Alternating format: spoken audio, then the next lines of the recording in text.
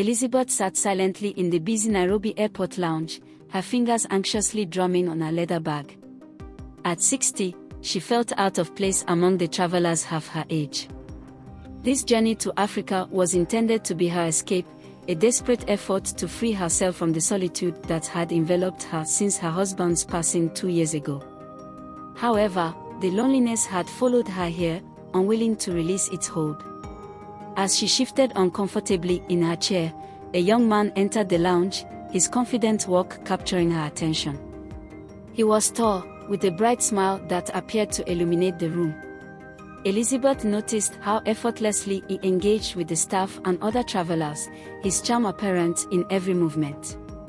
When their eyes met, Obu's expression softened, and he approached her. "Excuse me, do you need assistance with your bag?" he inquired, his deep voice warm and inviting. Lisa paused for a moment before nodding. She had been struggling with the oversized suitcase since she left the hotel, but her pride had prevented her from asking for help. "Thank you," she said softly as Obu lifted the bag onto his shoulder with ease. "I didn't want to inconvenience anyone." "It's no trouble," Obu responded with a grin. "It's part of my job as a guide." Surprised by his perceptiveness.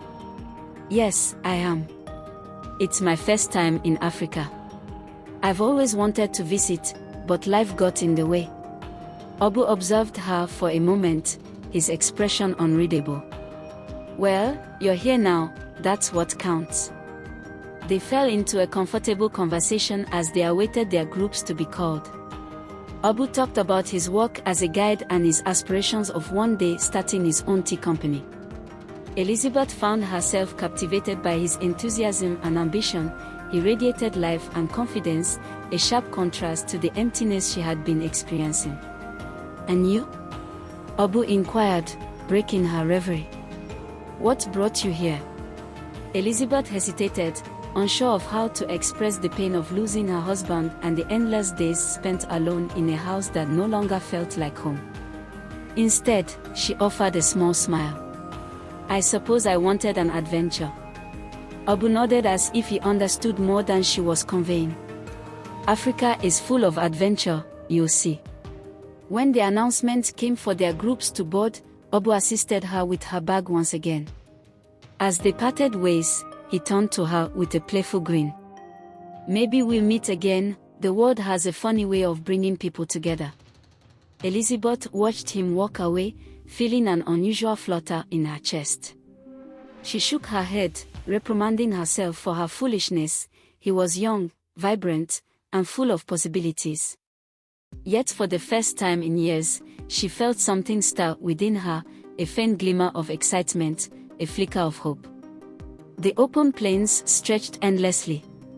As the safari jeep jostled along the bumpy trail, Elizabeth sat in the rear seat, her camera in hand, marveling at the expanse of the African scenery.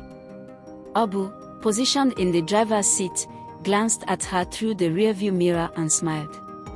"You should keep your camera ready," he remarked, his voice carrying over the engine's hum. "This region is famous for its elephants." Elizabeth adjusted her hat and directed the lens toward the horizon. "It's amazing," she whispered, "I've never encountered anything like this." Obu chuckled, saying, "That's the allure of Africa, it has a way of surprising you when you least anticipate it." The jeep halted, and Obu jumped out, extending his hand to assist Elizabeth. The contact was brief, but she felt the warmth of his skin and the ease of his strength. Together they made their way toward a shaded spot where a herd of elephants fed in the distance.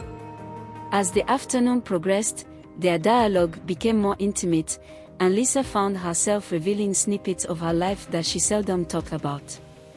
She shared with Obu her years as a teacher, the joy she experienced in nurturing young minds, and the void that came after her retirement. Obu listened attentively, nodding in comprehension. "You know," he said, leaning against the jeep, "when I was younger, I always assumed life would become simpler with age, but listening to you, I understand that the challenges merely evolve."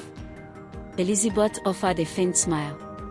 "It's not the years that burden you, it's the things you lose along the way." The sincerity of her words lingered between them. Abu looked away, focusing his gaze on the horizon.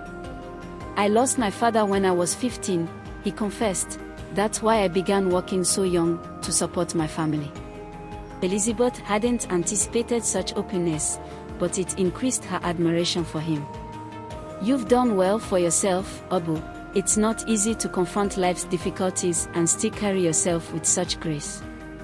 Their eyes locked, and for an instant, the world appeared to diminish around them. There was no age, no cultural divide, only two individuals connecting over shared pain and resilience. The moment was interrupted when Abu's phone vibrated. He answered promptly, speaking in Swahili. Lisa averted her gaze, concentrating on the elephants, yet she couldn't shake the impression that something between them had changed. Later, as the group encircled the campfire, Elizabeth observed Abu's effortless friendship with the others. He laughed and joked, his charm naturally drawing people in. Still, when his eyes found hers across the fire, there was a gentleness in his look that seemed intended solely for her. As the night began to chill, Abu offered her his jacket. "You'll need this," he said plainly. Elizabeth paused before accepting it, her fingers brushing against his, and the small act sent a wave through her, a reminder of the warmth she hadn't experienced in years. As she lay in her tent that evening, Elizabeth stared at the ceiling. Her heart heavy with confusion. She hadn't come here seeking anything beyond adventure, and yet Abu's presence was awakening something within her, a yearning she couldn't exactly identify.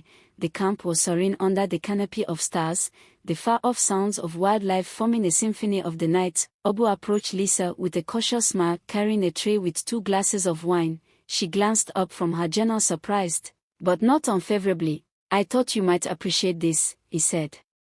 Setting the tray on the small table between them, Lisa paused for a moment before taking the glass he offered. "This is considerate," she said softly, her voice almost eclipsed by the chirping crickets. "You've been quiet today," Abu noted, reclining in his chair. His gaze remained on her face, examining the lines of experience and grace that age had carved there. "I've had a lot on my mind," Lisa confessed, swirling the wine in her glass. "This trip has been different from what I anticipated." "Different? Good or different bad?" he inquired, his tone light but his eyes probing. "Good," she replied quickly, then hesitated. "But complicated?"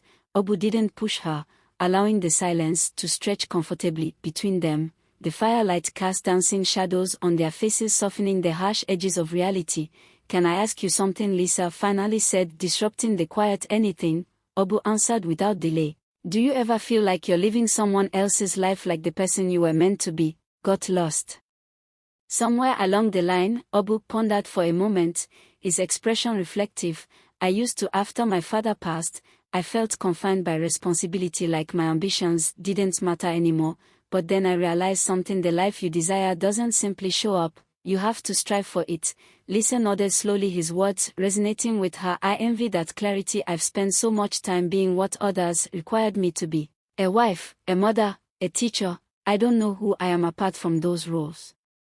"You're more than the roles you inhabit," Abu stated, his voice resolute. "You're here discovering the world that takes bravery." Their eyes locked, and for an instant, Lisa felt acknowledged in a way she hadn't felt in years.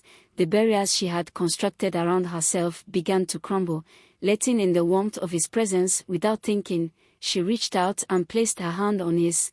The contact was fleeting, but charged, sending a spark through both of them. Abu didn't withdraw, his gaze steady and inscrutable. "I shouldn't have done that," Lisa said, retracting her hand swiftly, her cheeks turning red. "Why not?" Abu asked gently, his voice quiet. "Because it's inappropriate," she murmured, looking down at her glass. "Inappropriate doesn't equate to wrong," Abu said, leaning in closer. "Sometimes the things we are told not to desire are the things we need most." Lisa's breath caught as his words lingered in the air slowly. Abu reached out, his fingers brushing against hers again. This time she didn't pull away. The world seemed to shrink, leaving only the two of them in the glow of the firelight. When Abu leaned in, Lisa's heart raced, but she didn't stop him. Their lips met in a tentative kiss, soft and hesitant at first, but deepening with each passing second. It was a moment of surrender and acknowledgement of something that had been building between them since the day they met. When they finally pulled apart, Lisa's eyes were filled with tears she couldn't explain. Obu reached up and gently wiped one away. His touch tender. "You're allowed to feel," he said quietly. "Don't let anyone tell you otherwise." Lisa didn't respond her mind. A whirlwind of emotions. All she knew was that for the first time in years she felt alive. The journey back to the city was filled with a silence that spoke louder than words. Lisa stared out of the window, watching the savannah give way to smaller villages and eventually the outskirts of Nairobi. Obu occasionally glanced at her, but neither of them addressed what had happened the night before at the hotel.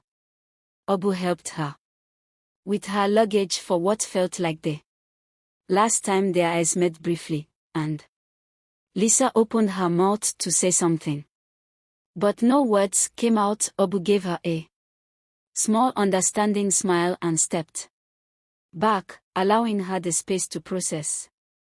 Later that evening, Lisa sat on the edge of her bed staring at her phone. A message from her daughter Melanie popped up. "Call me when you can," she sighed and pressed the call button, dreading the conversation she knew was inevitable. "Hi, Mom," Melanie's voice came through sharp but concerned. "How's the trip? It's been eye-opening," Lisa replied cautiously. Melanie hesitated before speaking again.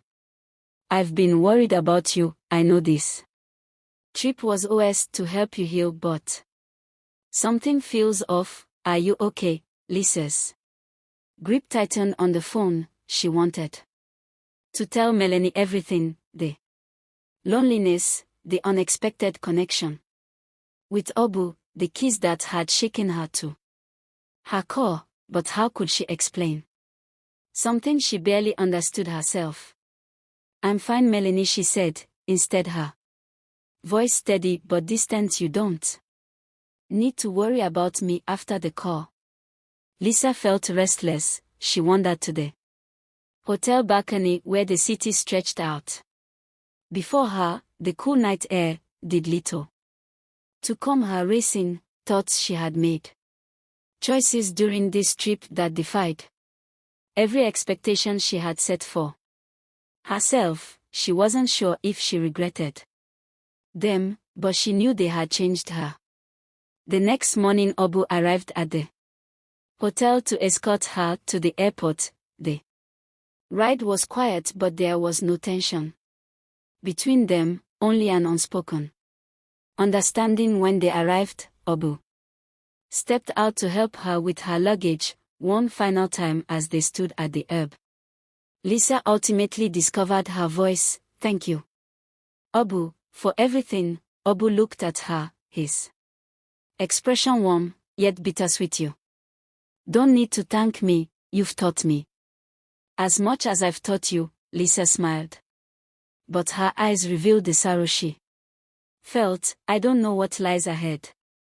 "Nor do I," Obu admitted, "but that's life, isn't it? We simply have to keep moving forward." Before she could doubt herself, Lisa reached out and embraced him. It was a brief hug, but it carried the significance of all the things they couldn't articulate when they separated.